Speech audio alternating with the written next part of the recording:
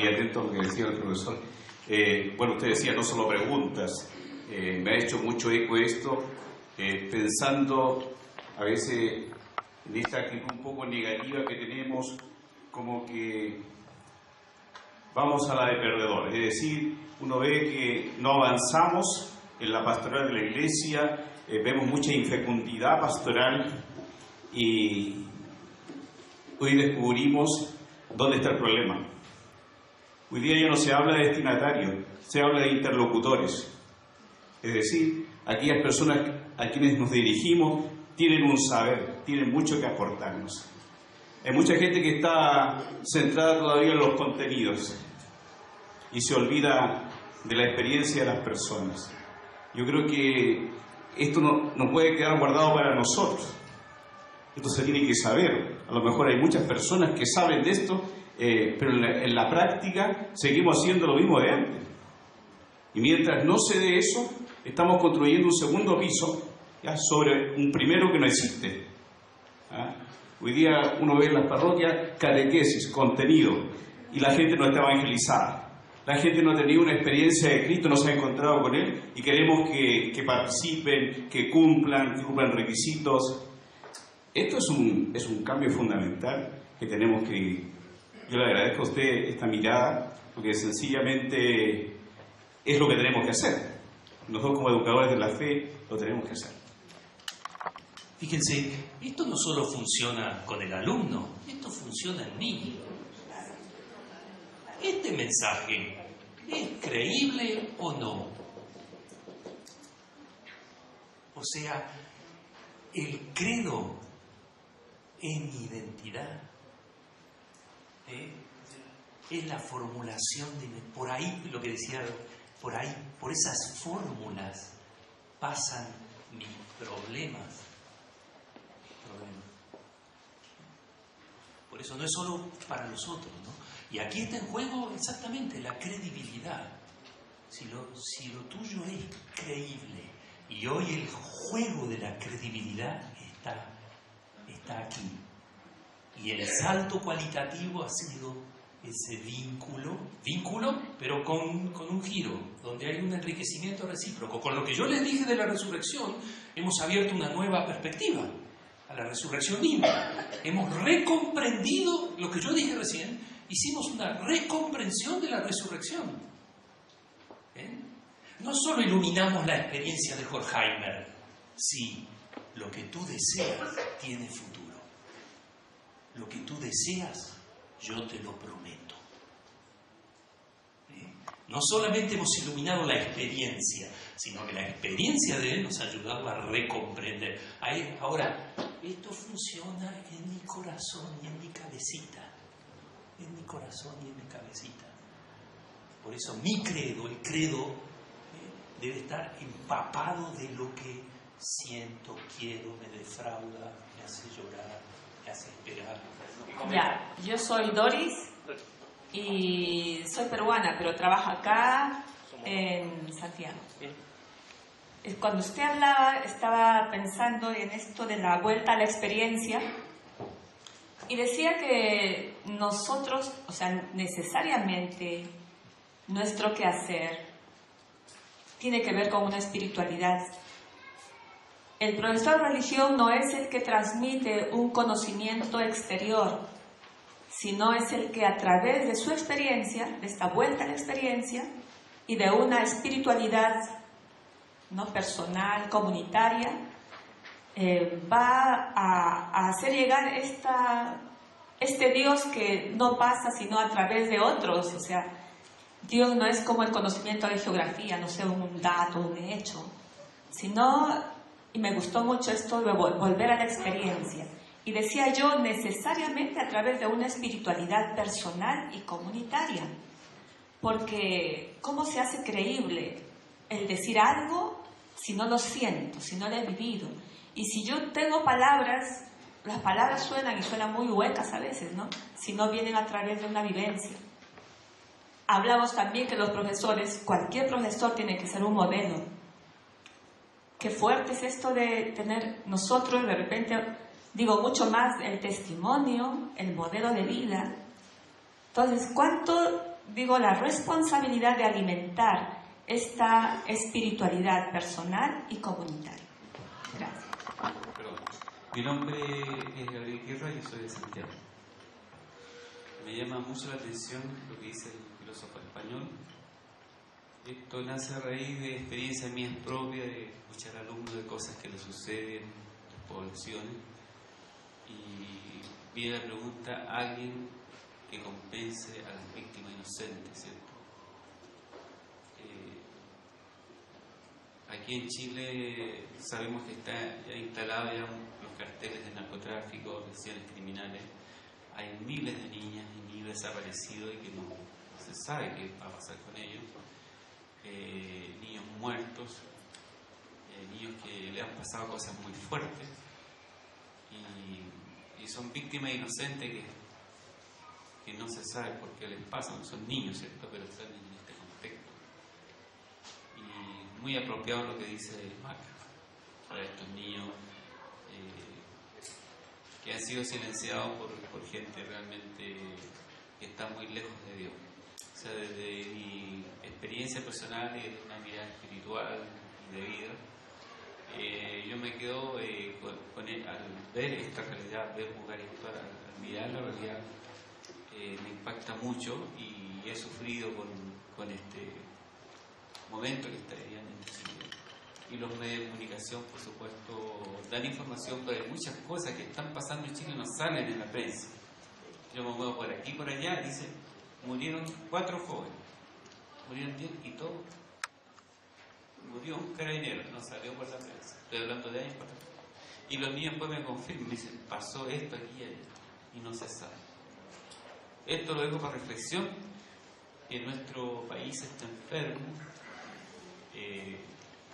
Dios está en medio de nosotros, pero veo un Cristo sufriente y niño inocente. Bueno, mi nombre es Claudio Pardo. Estimado profesor,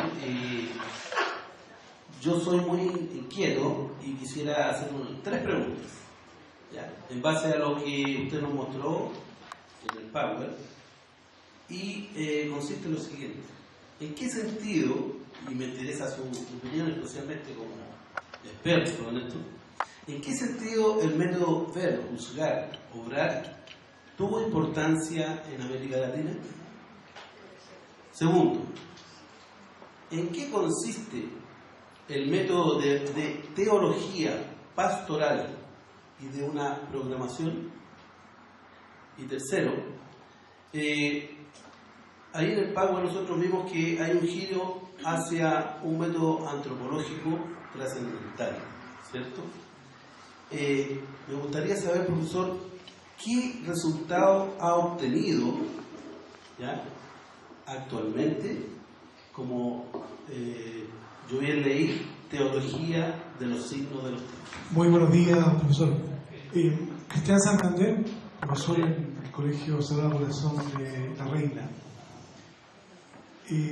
Yo, en realidad, me sumo un poco a la reflexión anterior porque me preocupa mucho la idea y el valor y el peso específico de la credibilidad. Hoy día se habla de crisis de confianza, pero para mí la credibilidad tiene que ver con esta relación de sintonía. Entonces, por ejemplo, a mí, un dolor grande que llevo a propósito del caso Caradima, 4 o 5 años, 5 chicos diciendo: acá pasó esto, acá pasó esto, acá pasó esto. Y en 5 años, que es mucho tiempo, no supimos acoger y no supimos darle credibilidad al dolor de esos chicos. Entonces mi pregunta es: ¿cómo hoy día le transmitimos credibilidad a nuestros alumnos, a nuestras alumnas, a partir de esta vivencia de la realidad? Algunos comentarios que surgen de la intervención de usted no son respuestas, son comentarios, ¿no?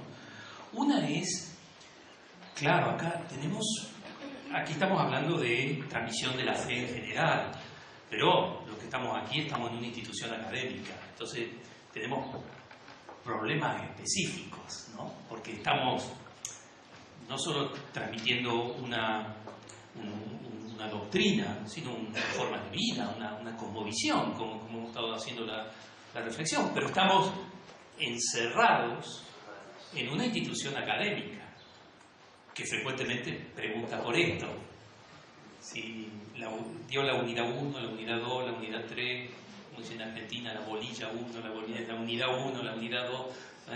Tenemos que como respetar, y por eso hay un enorme desafío, pero le pasa también a la teología, no solo a la teología en la universidad, ¿no? Cuando se mete en una institución académica, le queda problemática, porque creer tiene más que ver con que perdí un hijo y quisiera recuperar su abrazo, y ese es el gran tema de mi vida, no es el mío, pero a mi sobrina le pasa eso, por ejemplo, ahora. No hay otro tema más importante. Entonces, es un tema profundamente vital. Pero claro, nosotros estamos trabajando en un lugar donde tenemos un currículo, y por eso hay desafíos verdaderamente exigentes, ¿no? Y no hay recetas. Porque precisamente a partir de lo que han visto, de lo que se debe haber reflexionado ayer, me imagino, con Bahamonde, con Luis, es precisamente que en gran medida estamos viviendo una situación inédita, en el sentido de pluralismo, o aquí con una crisis eclesial que, si bien está en todo el occidente, en Chile hoy tiene las peculiaridades que hoy ustedes han formulado aquí, ¿no? Entonces, creo que ahí hay una tensión súper compleja, ¿no?, entre que la propuesta cristiana se inserta en una institución académica, ¿no? Y por eso hay que hacer procesos de búsqueda, ¿no? Me gustaba también lo que destacaban ustedes sobre el tema del modelo, porque frecuentemente tenemos que tener respuestas, y no el que habla en algún momento el nombre de la fe es un peregrino, es un caminador, es un buscador, es alguien que está construyendo su identidad con sus propios aciertos y errores. Entonces, no es alguien que desde un lugar enseña lo que debe hacerse, sino que él mismo está sometido a esa situación inédita, a esa crisis. Nosotros somos ese creyente en una sociedad inestable, líquida, que va perdiendo, a veces decimos que pierde valores, puntos de referencia, en un escenario de pluralismo, etcétera, etcétera, ¿no? Nosotros mismos somos ese creyente amenazado, ese buscador cotidiano de creer, ¿no? Por eso, lejos estamos de comprender su situación, de poder enseñar a los otros. Y si podemos enseñar es porque recorremos los mismos caminos que los niños. No hay tanta diferencia entre nuestros, de la experiencia universitaria, no hay tanta diferencia entre los alumnos y los profesores. En la experiencia universitaria y en la formación sacerdotal que yo he trabajado varios años, ¿no? Porque aquí hay un punto súper importante que decide sobre la forma, la profundidad del creer, y sobre todo el acto más católico de los católicos, que es el más secular de los seculares: ame a su hermano y a su hermana. ¿Qué problema el catolicismo? Pone el centro de su fe en un acto completamente secular de la vida por su hermano. Si hay algo más secular, eso es todos los días: hacer de comer, planchar, lavar, ir a trabajar, amor. ¿Dónde está lo específico de lo católico? Claro que hay un credo que transmitir, porque esto proviene de un Dios que se nos ha hecho, que Jesús de Nazaret, Jesús nos ha interpretado a este Dios. Pero el centro de la religión cristiana está puesto en un acto completamente secular. Construya la historia, fabrique escenarios de amor, construya relaciones. Ahí se juega al final el cristianismo, el mandamiento del amor, ¿no? Claro que, otro comentario a partir de lo que ustedes han dicho, aquí estábamos planteando, por ejemplo, con Horkheimer, claro, experiencias donde hay gritos, ¿no?, de dolor, pidiendo futuro, de justicia. Pero frecuentemente en la sociedad de hoy nos encontramos más bien con desiertos, ¿no?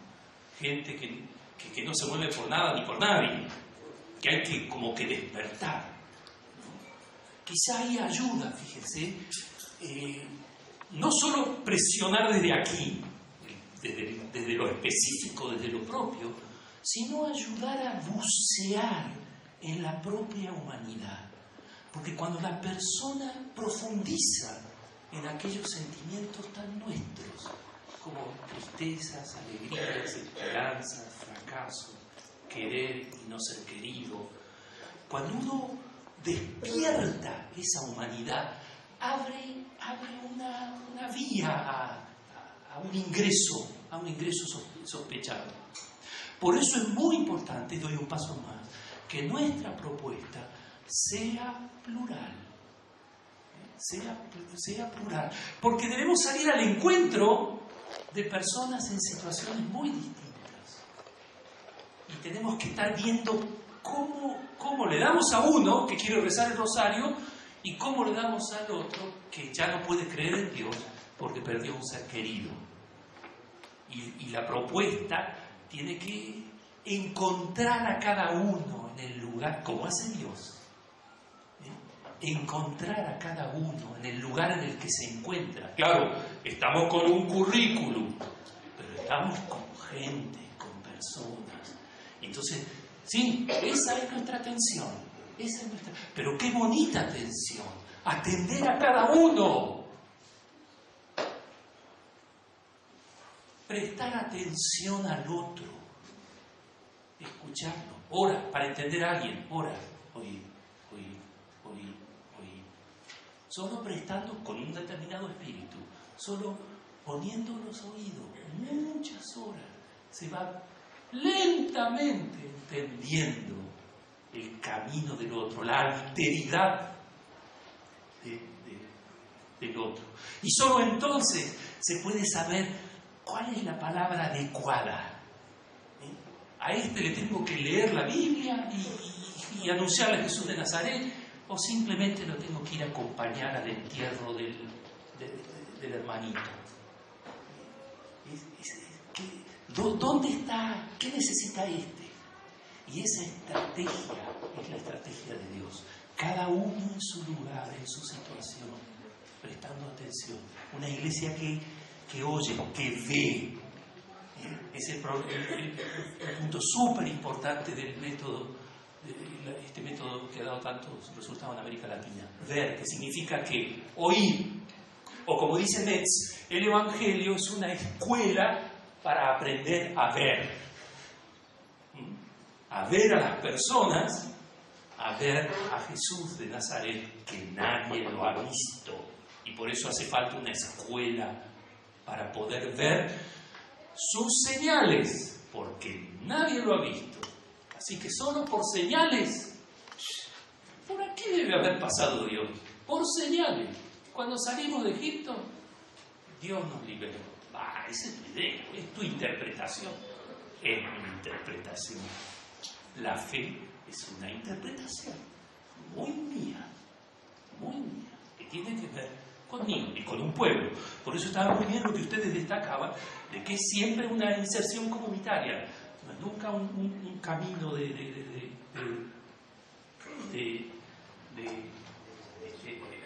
aislado, solitario, ¿no? Por eso, fíjense, el pluralismo parece un gran problema para el cristianismo, pero es una oportunidad. Es una oportunidad. Estamos viviendo una época muy linda del catolicismo, en que se va haciendo un catolicismo mundial, ya no la exportación occidental que nos hicieron con buena voluntad y mala voluntad mezclada, que nos trajeron a nosotros los europeos, sino que ahora somos más conscientes que debemos respetar las formas de vida del otro, y por eso hablamos de incultural. Estamos entrando en una fase donde el cristianismo va a ser un cristianismo africano, asiático, del sur del mundo, del norte, de cada lugar. Y eso va a aparecer nuevos rostros. Y además va a haber nuevas personas que van a acercarse al Evangelio. Unos lo van a mirar desde aquí, otros lo van a mirar desde acá. como a una persona. Me pongo, la veo desde un lado, la veo desde el otro. Se ven cosas distintas, muchas perspectivas. No existe un evangelio.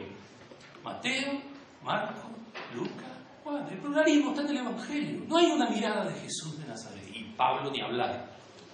Hay siempre perspectiva. Visto de acá, se ve esto. Visto de allá, lo más importante es aquello. Desde acá, lo más importante es esto. Y ahí empiezan las tensiones. Tensiones creativas. Mate las tensiones, matará la vida. Y una de esas tensiones, la iglesia. Oh, la iglesia. Yo mismo ahí les mostraba, escribió el libro sobre cambio estructural de la iglesia. Todos sentimos hoy la iglesia como un peso. Hoy en Chile por un motivo y en las otras sociedades occidentales, en otros lugares hoy la experiencia es distinta, porque el cristianismo está surgiendo de abajo, de poco, en pleno proceso de desarrollo y no en retroceso, como en las sociedades occidentales. El cristianismo retrocede en algunas sociedades, pero en otras crece y tiene problemas de crecimiento. No tiene que cerrar instituciones y fabricar edificios. Los problemas son completamente distintos. Y ahí estamos con la tensión en la iglesia. Y tampoco hay recetas. Yo entiendo al que dice, en esta iglesia no se puede. Y se va. No puede y se va. Y hay otros que dicen, no, me tengo que quedar adentro y reformarla desde dentro. Y hay otros que dicen, esta iglesia, así como está, que somos los que somos, por supuesto con sus dirigentes, que son los más responsables, y que están en un proceso de transformación, lo quieran o no lo quieran. Están perdiendo autoridad a una velocidad y quizás gracias a sus fracasos. Gracias a su fracaso. Política del Espíritu Santo, me decía un compañero de Alemania. Es la política antieclesiástica del Espíritu Santo. Claro. ¿Cómo se reforma esta institución si no entra en crisis? ¿Cómo le bajamos la capa al vescovo, al obispo, si no comete un error? Y entonces se cae y se hunde. Y entonces, no por las buenas, sino por las malas, aprendemos que todos somos pueblo de Dios, que Él tiene que escuchar, que no puede tomar decisiones sin hacer procesos de consulta y buscar consentimiento, con procesos de consenso, etcétera, etcétera. No hay que minimizar el trauma que está viviendo, lo he estudiado en uno de mis temas, el trauma que está viviendo la estructura eclesial internacional, Francisco, la iglesia de Roma, la iglesia de estructura piramidal, está en un verdadero trauma y en un proceso de aprendizaje no voluntario. Lo han metido en una escuela donde no quiere estar, porque acá hay que ceder poder, porque una de las mayores tareas de la iglesia es reformar la autoridad, en base a la cual se construyó, se edificó a sí misma y se presentó ante la sociedad. Por eso es tan difícil meter a la iglesia en procesos de diálogo, porque ella es madre y maestra. Pero hoy madre y maestra es ser otra cosa. Hoy es madre y maestra. Pero en esa iglesia, es la iglesia de Jesús. ¿Dónde recibí yo a Jesús? ¿Dónde he oído hablar de ese Dios que nadie ha visto? En la parroquia, en un catequista, mi padre y mi madre. Esa es mi iglesia. No el obispo de Tacuarembó en Uruguay. Eso es también. Y por eso hay una tensión que no puede resolverse. Y cada uno tiene que encontrar su propio camino a partir de su propia experiencia. Porque aquí, cada uno en el cristianismo se comunica con Gaudio de Spes 16. En la conciencia habla Dios. Mi identidad es el diálogo con Dios. Últimamente tengo responsabilidades con un montón de personas, pero últimamente con Dios. Con Él es mi... Entonces yo debo encontrar mi propio camino. Por eso es comprensible que alguien pueda dejar la iglesia, diga, este es un lugar invivible. Bueno, tratar de acompañar, tratar de ayudar, dejar la puerta abierta. Y cada uno tiene que mirar sus propias responsabilidades. Pero ojo, no hay instituciones limpias. No seamos acríticos tampoco. Estamos en una época de modernidad, donde subrayamos la experiencia y criticamos las instituciones. A ninguna institución le va bien en la modernidad occidental. A los gremios, a los partidos políticos, a los parlamentos, a los gobernantes, a las iglesias, a las escuelas, a los padres. Ninguna autoridad en la modernidad, porque el péndulo se pasó para el otro lado. Pero no sigamos jugando a los péndulos, busquemos el equilibrio. No perdamos tradición, autoridad, pero encontremos una nueva forma de recuperar la experiencia, porque es recuperar a cada persona en su propio itinerario, en su propio camino.